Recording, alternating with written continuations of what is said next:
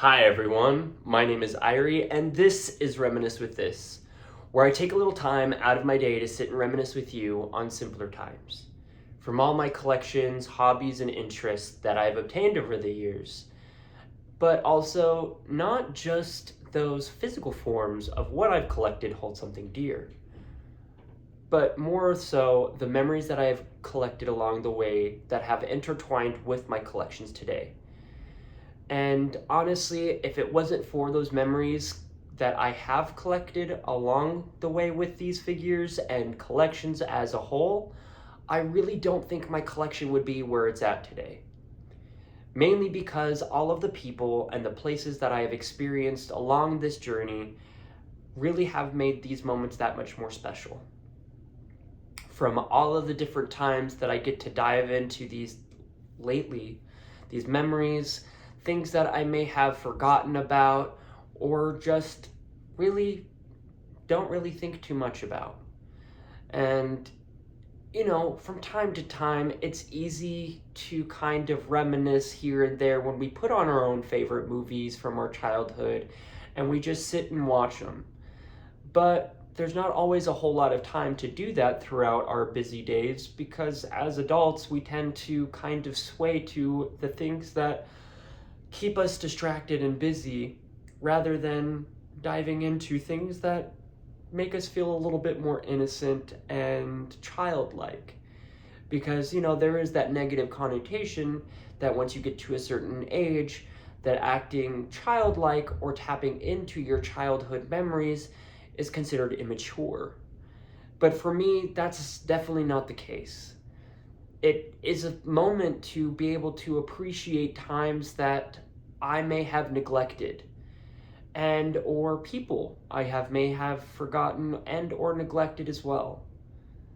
But today, as I continue this journey, I get to give them a bit more of appreciation than I did as a kid.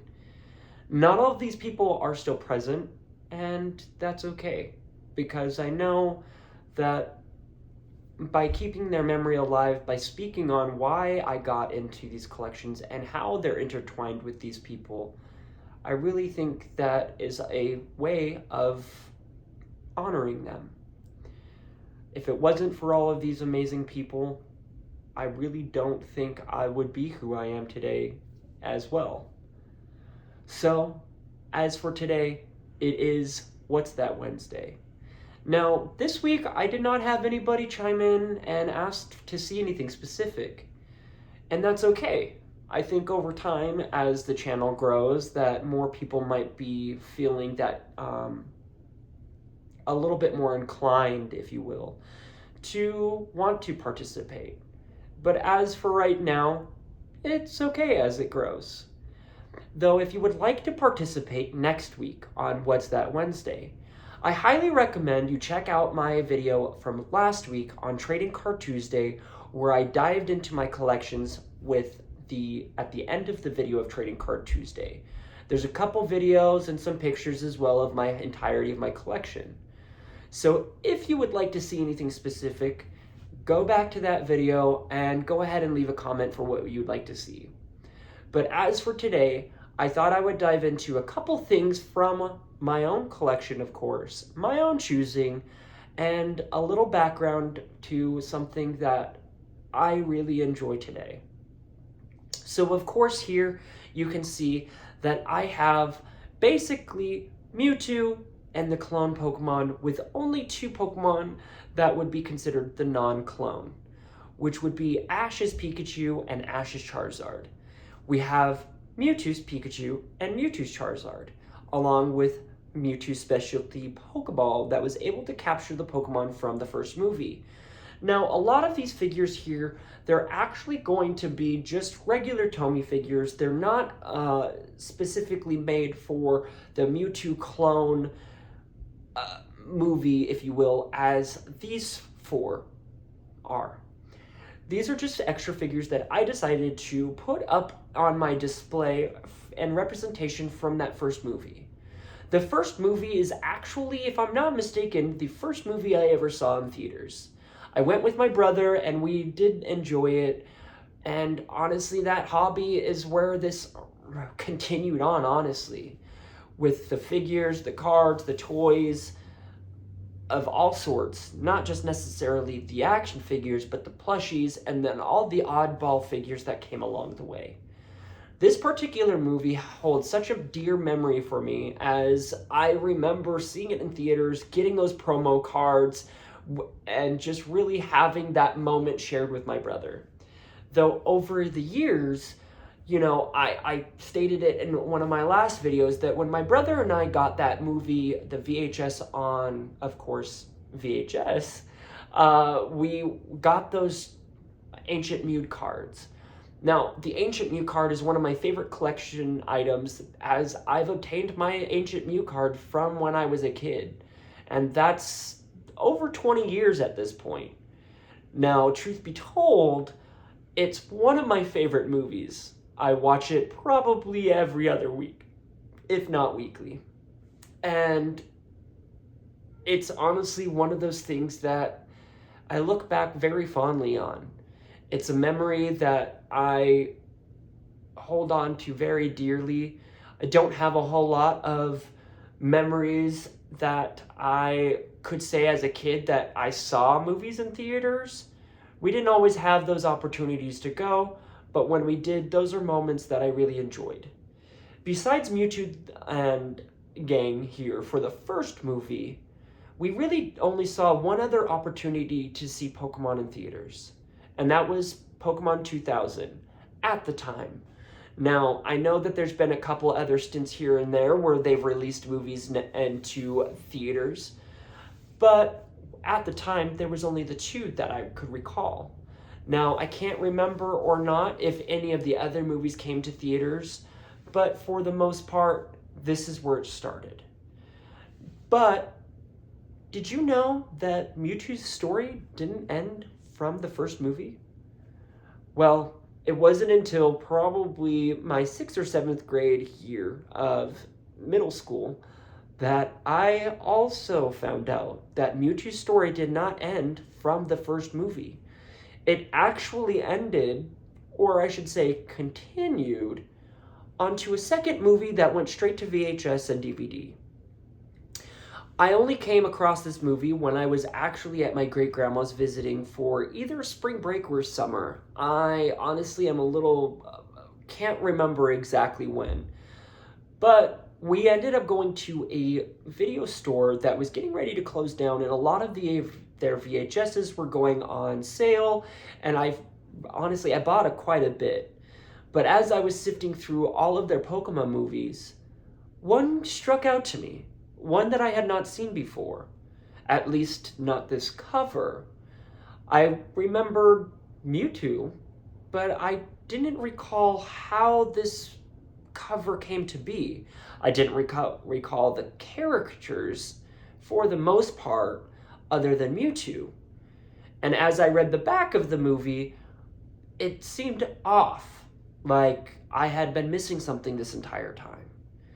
And truth be told, that I probably thought it was some kind of VHS that was returned after it was, stolen, as they used to do that for a lot of movies that were stolen back in the days. They would print out all kinds of pictures or whatever, and having a blind or an empty VHS case, and they would place the printings slips inside the movies. So I just figured, well, maybe that's what it is. But then I opened the VHS, and lo and behold, it was another story with Mewtwo. A full-length video, actually. And you'd probably be surprised that even if you've never seen the movie, I'm sure you've seen some memes that have come from this movie. Now, those memes are actually quite prominent in a lot of meme culture when it comes to Pokemon. If you've ever seen that meme with Brock in the frying pan held over his head as it's raining, and he says something along the lines of it being a drying pan, well, this is where that line came from. This is where that meme came from. Most people did not know that, nor do they, kind of really see. They've said, I've seen, I should say, a lot of different communities say, well, I've never seen that in the series, so I wonder where this could be. So I know that there's quite a few people out there that probably have never seen this movie. Just like in the first movie, there is an actual clip before the movie begins that was cut out that explains a lot more about the movie itself and how Pokemon's tears can bring someone back to life. That is one moment from this movie most people haven't seen either. But for today, we'll go ahead and get into Mewtwo Returns. This is going to be the continuation of Mewtwo's story. Now, as you can see here, I have a lot of the clone-like Pokemon, which aren't actually the clones per se. The only real ones are here. But within that story, you actually get to dive into how these clones feel about being hidden away. Because if you remember correctly, at the end of the first movie, Mewtwo wipes everybody's mind. While wiping everybody's mind, he kind of hid and secluded himself with the clone Pokemon away from all of humanity and Pokemon life, for the most part. Now, it kind of left them into such seclusion that they didn't get to experience the world as a whole. And as the movie continues, you see the characters, of course, Ash and gang come back. You see the returning faces of Team Rocket, Jesse and James, while also a few new Team Rocket members, and of course, Giovanni being the one to lead this. There's a couple extras, like I should say scientists, that are a part of this as well, and you get a full compilation of the journey continuing for Mewtwo's story. It starts at Mount Cana. That's where Mewtwo and friends reside. That's where all of the clones that he decided to take there and leave himself in peace away from everybody. But by secluding himself, he's kept a lot of these Pokemon sheltered. And by keeping them sheltered, they really didn't have an opportunity to see the world at hand. So as we see the story continue and how, of course, Team Rocket comes and plays a hand, and then you see a little bit more added to the story, and I'm trying not to tell too much in case you haven't seen it. But as you get to the plot, you see a lot of Mewtwo having to have this conversations being said with the Pokemon and having them feel like they've been just hidden away and that they want more from themselves. That there's a fight that they need to fight because they want more in this world. And of course, the story is really a great one, honestly. And that's why I've decided to pick this scenery from my collection. Because as it does play an important part from the first movie, it has that continuation from the second. The second one that follows this storyline for Mewtwo, not necessarily the second Pokemon movie in the storylines for the movies, but the follow-up story to where it goes from telling more in depth of Mewtwo's story. As we remember, Mewtwo did wipe everybody's mind, but that wasn't how things ended this time around. At least, not for everyone. A lot more experiences were made, moments were shared, and a lot of hard-hitting lessons were shared as well. Just like the first movie, there was a lot of little lessons that we could learn as kids that really could be more impactful today as adults. Things that may have gone over our heads as, we're children. But now as adults, we can kind of see a little bit more of a in-depth, and from an outsider perspective of what those are meaning now as where we're at today. And that's the same with the second movie. You see a lot of those same symbols of storytelling and the meanings that were there kind of at an underlining. and you get to see a little bit more of a fight. You get to see a little bit more of, the trials and tribulations that these Pokemon get to face for a second time. As you know, the first time they were fighting the clone versions of themselves. This time, they're fighting for their right to be free. And honestly, it's a really great story. So with that being said, I highly recommend you go ahead and check out Mewtwo's Return if you have not seen it. I'm not trying to dive in too much of the movie and give too much away if you haven't, but it's well worth a watch, and quite frankly, it's up there in my top 5 Pokemon movies. And so with that being said, I thought, why not show off the little collection items that I have gotten. It won't be the rest of the Tomy figures, but more so the small collection item that I ended up purchasing. It is from our Takara Tomy line. This is an item that I was able to obtain from eBay, I want to say about 4 to 5 years ago now. And it's when it was getting to be first released. I forget what anniversary it was coming up about for it, but it had released, and I just knew I needed this set. From, of course, the stellar Mewtwo's Pokeball, which it does open.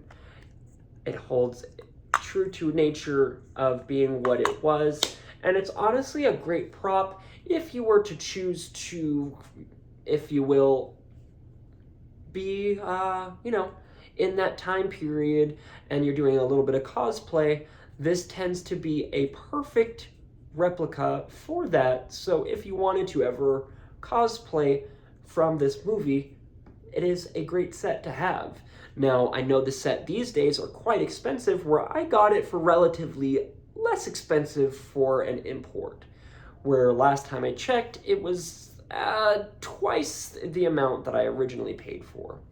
Now, I'll go ahead and show just Ash's Pikachu and Charizard, which, honestly, I've seen these Tomy figures quite some time over and over. So there's nothing really unique about these specific figures, other than they're, portrayed as Ash's Pikachu and Ash's Charizard. But with this one, we get to see Mewtwo's Pikachu, the clone. The one that has the cloned ears and, of course, a little bit more of that fighting pose.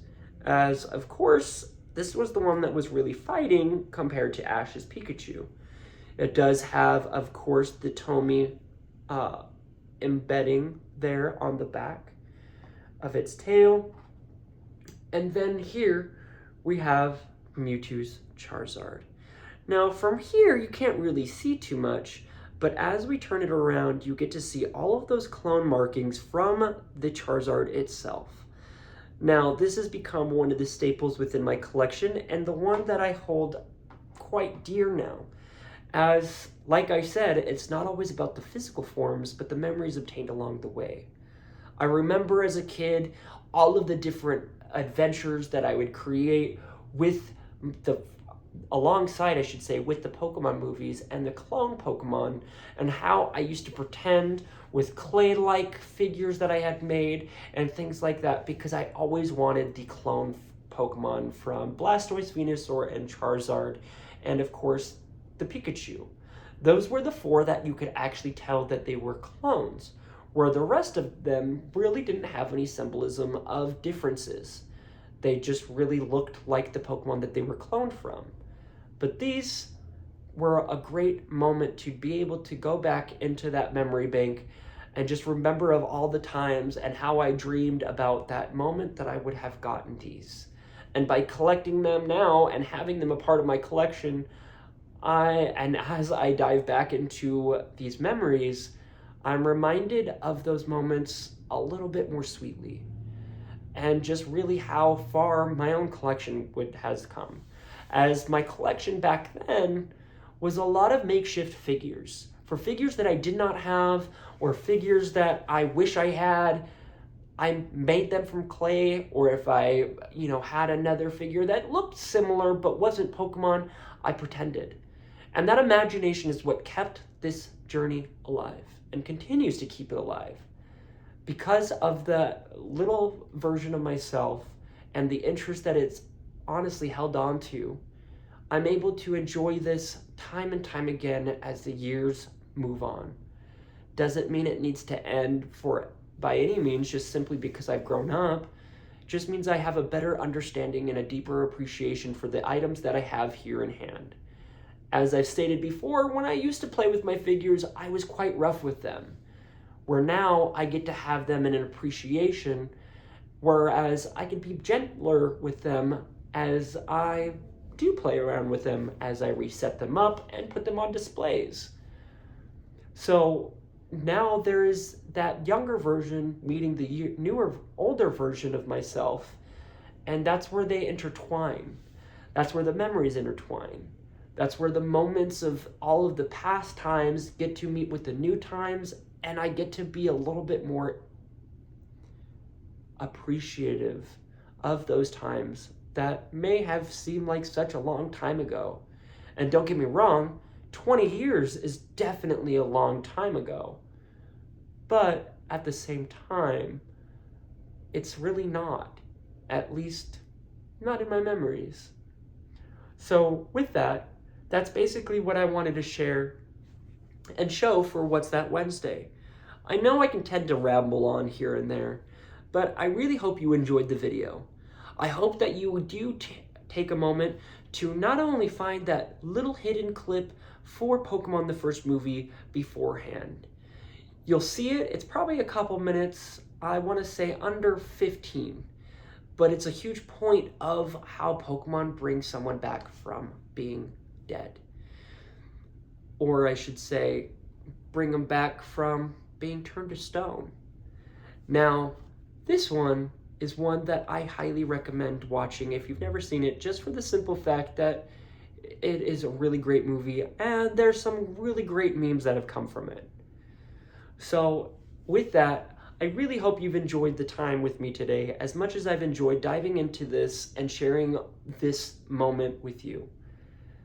And I know I probably sound like a broken record at this, but I really, really can't stress this enough. If you have not been told you are loved, cherished, and or cared about today, just know that I love you, I cherish you, and I care about you. Spread a little bit more peace and positivity with those around you, and even people that you may not know. You never know whose heart you're going to touch today, and how much you might help them just a little further on their darkest days. So with that being said, thank you for reminiscing with me today. Thank you for being present here with me, and I'll catch you on the next one. Take care of yourself, and I'll see you later. Peace.